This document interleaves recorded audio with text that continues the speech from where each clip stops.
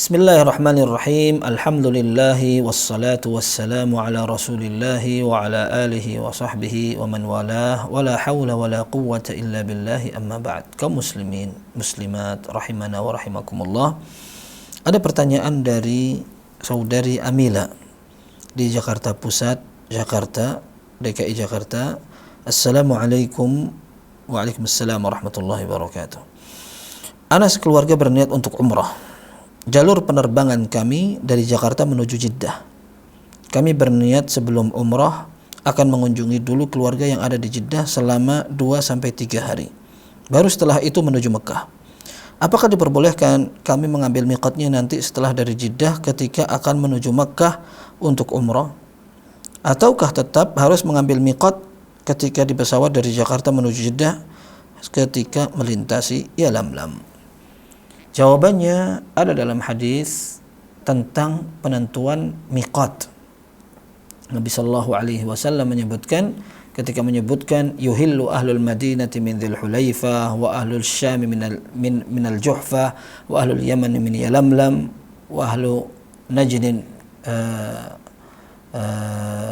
min qarnil manazil dan seterusnya. Atau kama qala sallallahu Rasulullah menentukan bahwa orang Madinah dari Dzul Hulaifah, Abyar Ali sekarang, kemudian orang Syam dari Juhfah itu sekarang di Rabik, kemudian orang-orang Najd dari arah Irak, dari arah Riyadh, dari arah timur, mereka dari Qarnal Manazil sekarang di daerah As-Sailul Kabir, kemudian Ahlul Yaman, penduduk kota Yaman, dan sebelah belakangnya termasuk kita dari arah Yalamlam. Kata Nabi sallallahu alaihi wasallam, hunna lahunna waliman ata alaihinna min ghairi ahlihinna mimman arada al-hajj wal umrah.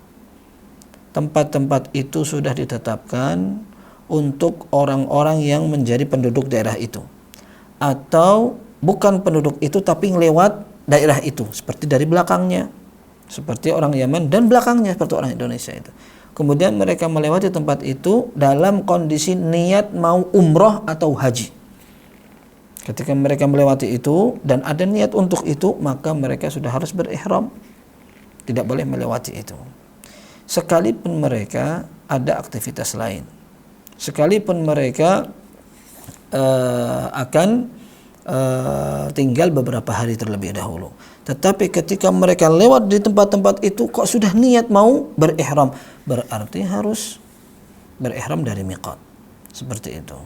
Maka ketika kita sudah ada niat untuk haji atau umrah dan melewati Jeddah, maka ketika sampai di Yalamlam kita harus melakukan ihram.